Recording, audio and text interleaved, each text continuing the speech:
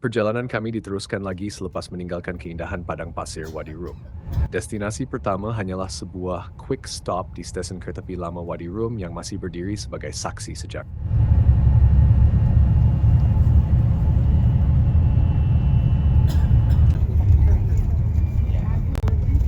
Duduk ke batu, duduk ke batu. Okey, kita gambar ke stesen kereta api. Tengok film apa tadi? Film apa tadi? Indiana Jones. Just railway station. Guna track ni kan? Oh, dia pun ni kan? Stesen ini sebenarnya adalah sebahagian daripada laluan Hejaz Railway yang dibina pada zaman Empire Uthmaniyah sekitar 1900-an. Laluan kereta api ini pada asalnya menghubungkan Damaskus di Syria hingga ke Madinah bagi memudahkan perjalanan jemaah haji dan pergerakan perdagangan. Namun laluan ini akhirnya terhenti operasinya selepas beberapa kerosakan dan serangan semasa Perang Dunia Pertama, termasuk sabotaj oleh pasukan pemberontak Arab ketika itu. Kini yang tinggal hanyalah landasan lama dan gerabak klasik yang menjadi kenangan sejarah.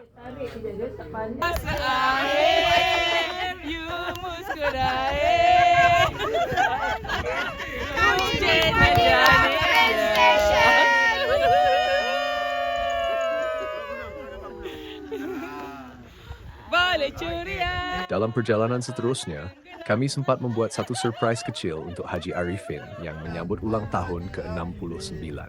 Suasana dalam bas bertukar meriah dengan gelak tawa dan ucapan selamat daripada semua ahli rombongan. 9 tahun, saya baru lepas 60 tahun. Saya berdoa agar saya juga dikurniakan kesihatan, keafiatan untuk kita semualah. Agar kita sama-sama macam Tuan Haji ni. Pada usia ni masih lagi gagah. Lelaki lagi 3 kilometer. Alhamdulillah 3 kilometer. Kerja sebut-sebut. Happy birthday to you. Happy birthday to you. Happy birthday to Ali. Happy birthday to you.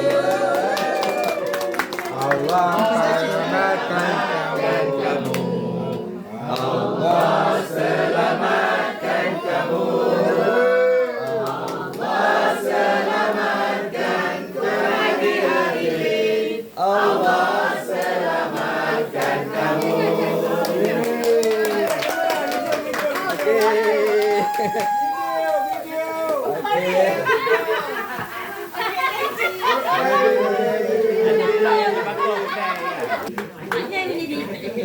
Alhamdulillah. Bismillahirrahmanirrahim. Terharu. Dengan kurnia Allah yang Maha Kuasa dan Maha Mengetahui, saya melahirkan hari jadi ke-69. Relax abang. Terharu kah? Asal kembali sufi ke bumi Ambiah. Alhamdulillah.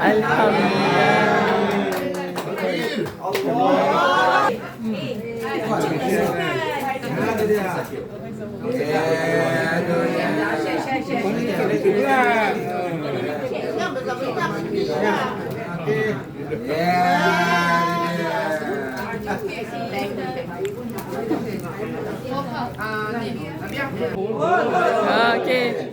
Let's take a picture for you with your wife. Yes. Look at. Walaupun jauh dari tanah air, sambutan sederhana ini cukup bermakna dan menambahkan lagi kenangan indah sepanjang kembara kami. Make a wish and turn off the candle. 1, 2, 3. Okey, tiap. Bismillahirrahmanirrahim. All blessed, all of us. InsyaAllah. Allah semua murah rezeki.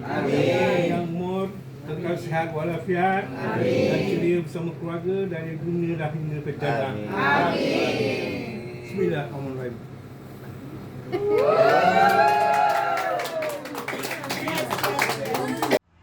Destinasi berikutnya ialah Oasis Beach Hotel and Resort, terletak di pesisir Laut Mati atau Dead Sea.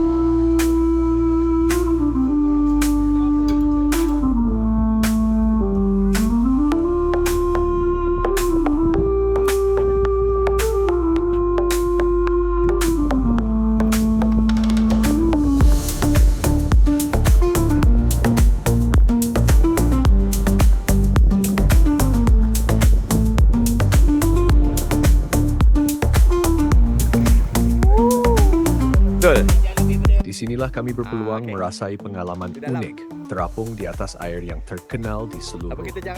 Takut kita terjatuh. Laut Mati mempunyai kadar kemasinan sekitar 30 sehingga 34%, hampir 10 kali lebih masin daripada laut biasa.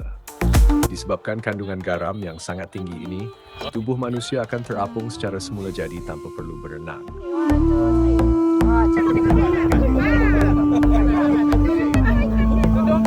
Selain itu, kami juga sempat mencuba mandi lumpur mineral yang dikatakan baik untuk kulit. Memang seronok melihat gelagat masing-masing yang bersalut lumpur dari kepala hingga kaki.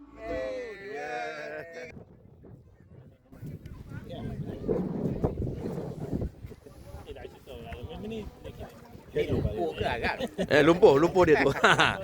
Dia ambil tadi di bawah tu. Ni dia ambil. Ada lagi bawah tu. Ustaz, kita tak ada limit kan? Tak ada. Pasal kita dekat dah. Dia 80 km je. Oh, dah tak kenal dah. Sama suami siapa ni? Ni suami siapa ni? Orang minyak. Ini je Maori yang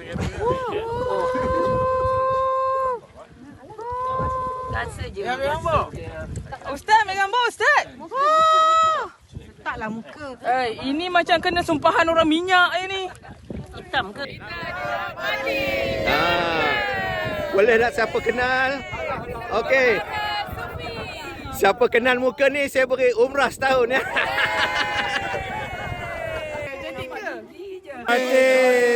Okey.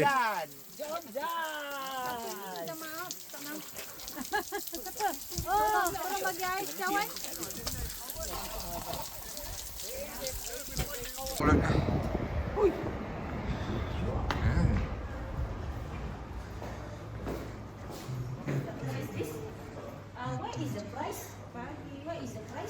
Selepas bermandi garam dan lumpur, kami singgah pula di sebuah kedai yang menjual pelbagai jenis souvenir dan produk berasaskan mineral dari Laut Mati.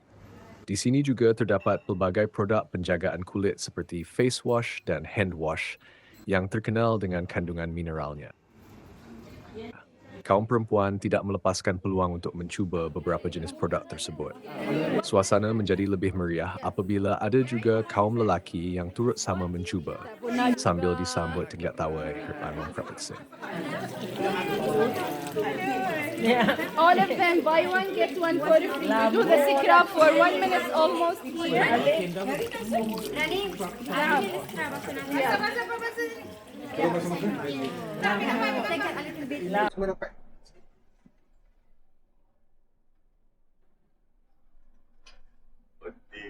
هذا حق دين Tim? ممكن لا ممكن. ما في دين ما في تين. غير ورقة. Perjalanan diteruskan menuju satu lagi tempat yang sangat istimewa dalam sejarah Islam, Pokok Sahabat, yang dikenali dalam bahasa Arab sebagai Syajarat Al-Sahabi dan dalam bahasa Inggris sering disebut The Blessed Tree. يلا. هو بكير جنن. عشان هناك شايف المي ما بقدر. ما برجع. Disebabkan hujan sehari sebelum kami tiba, bas tidak dapat masuk ke kawasan tersebut. Jadi kami semua terpaksa turun dan berjalan kira-kira 1,5 kilometer untuk sampai ke pokok itu. Arah sana. Sana ada pokok. Satu-satunya pokok di kawasan ni. Katakan Sepanjang perjalanan, sejauh mata memandang hanyalah padang pasir yang tandus tanpa sebarang tumbuhan. Namun di tengah-tengah kawasan gersang itu berdiri sebuah pokok yang sangat unik.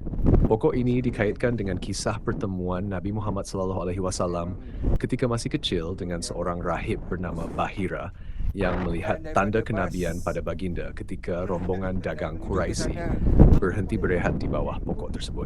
kurang Dianggarkan usia pokok ini kini lebih 1,400 tahun.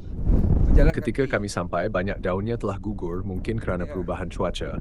Namun kehadirannya di tengah padang pasir tetap terasa sangat mengagumkan. Jom ke sana.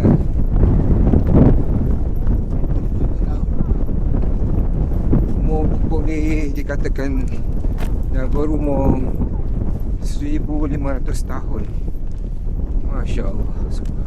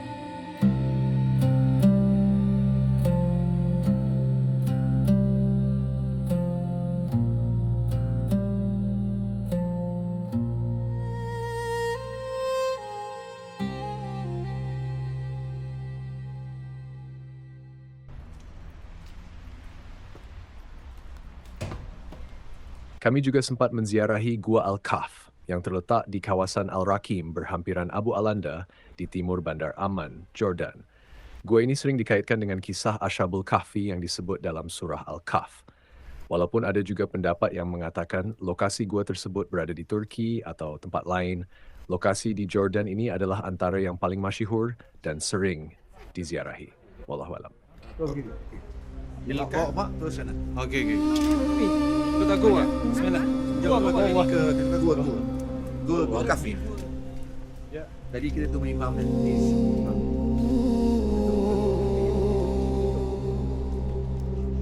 Kami juga bertuah kerana Imam Masjid Ashabul Kahfi kebetulan berada di situ ketika kami tiba. Beliau sendiri membawa kami masuk ke dalam gua tersebut sambil memberikan sedikit taklimat dan penerangan mengenai sejarah tempat itu. Yang lebih menarik, beliau juga boleh bertutur dengan fasih dalam bahasa Nusantara, menjadikan penerangan beliau lebih mudah difahami oleh kami semua. Alhamdulillah, satu pengalaman yang sangat bermakna dapat mendengar penjelasan secara langsung di lokasi bersejarah tersebut.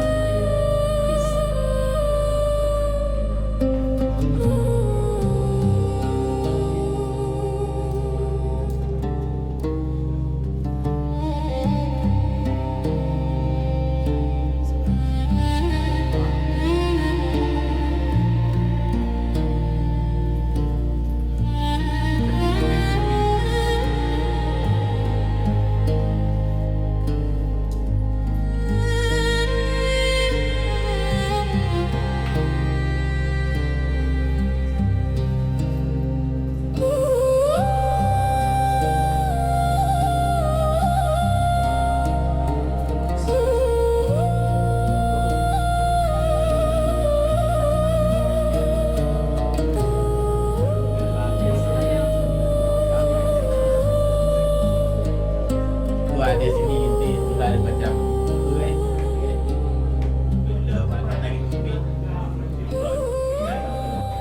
Bismillahirrahmanirrahim.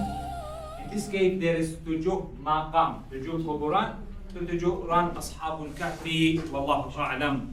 After they slept, then they woke up, then they died. The people in that time buried them here.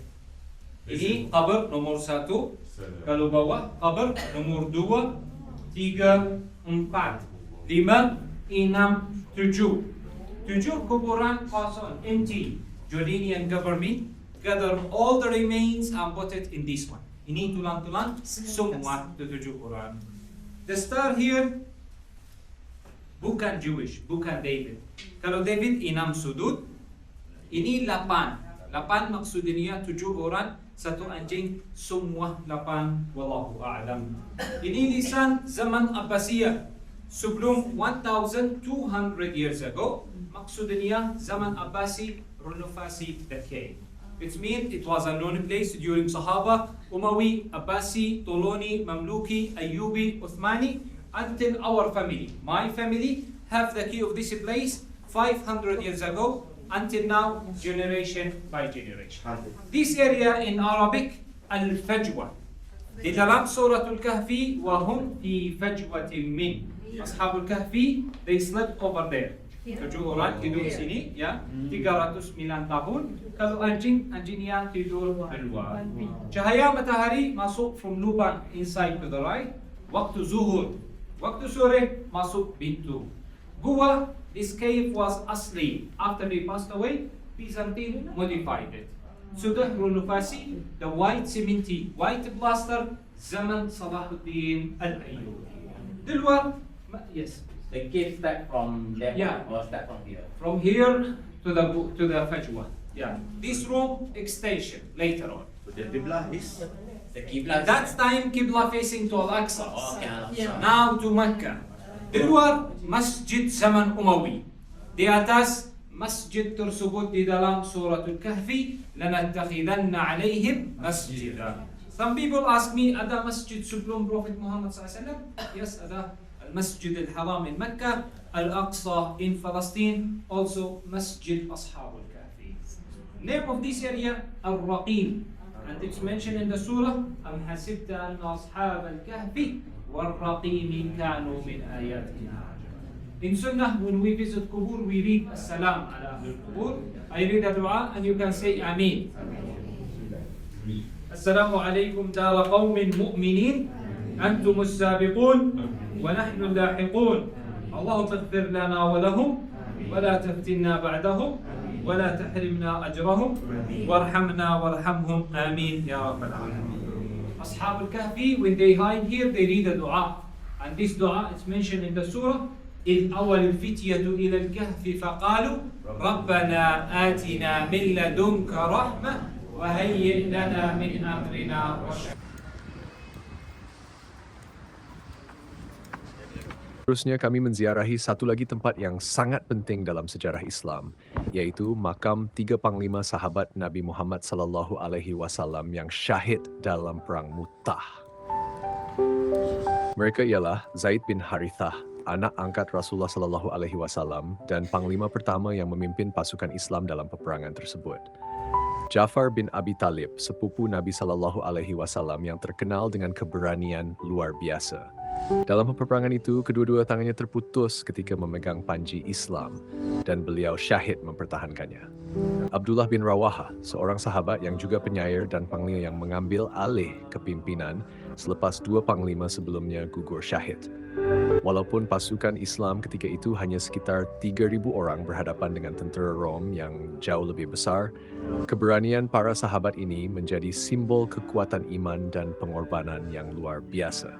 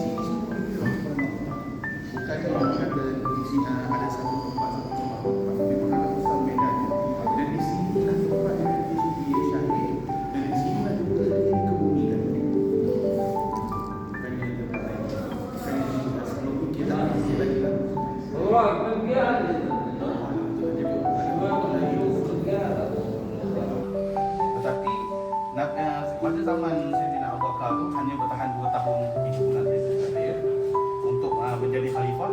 Lepas dia meninggal tu naiknya Sayyidina Umar menjadi khalifah. Tapi ketika Sayyidina Umar menjadi khalifah, jadi dia melihat supaya kalau Sayyidina Khalid Al-Walid je jadi ketua perang.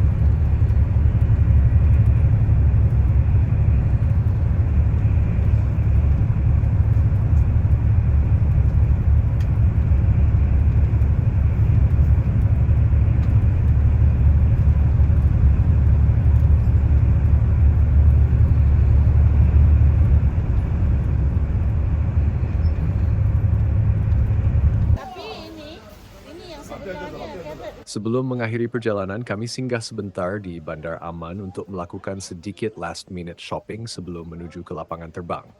Dari situ kami meneruskan perjalanan ke lapangan terbang Sharjah untuk transit sebelum pulang ke tanah air.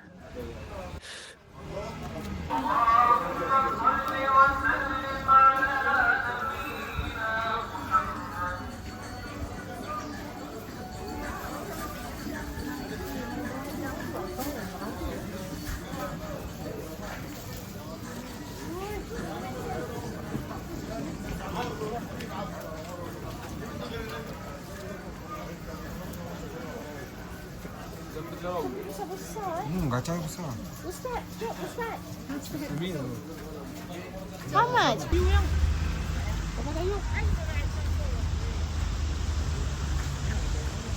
For amongst the small, not big.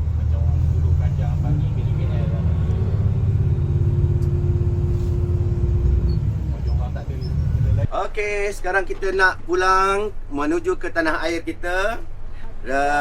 Setelah kita beberapa hari, 8 hari di Palestin dan juga di Iraq. Mudah-mudahan Jordan. di Jordan. Di Jordan silap. Pagi-pagi silap makan kita kurang tadi. Okey, mudah-mudahan perjalanan kita ini insya-Allah akan direstui oleh Allah Subhanahu Wa Taala dan dipermudahkan insya-Allah. Okey, semua angkat tangan. Thank you, Kemara Sufi. Thank you, everyone.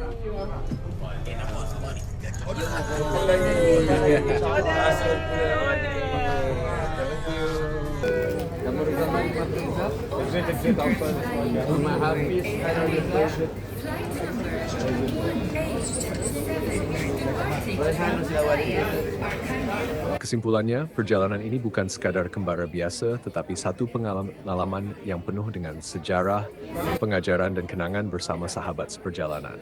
Insya Allah, jumpa lagi dalam kembara yang seterusnya.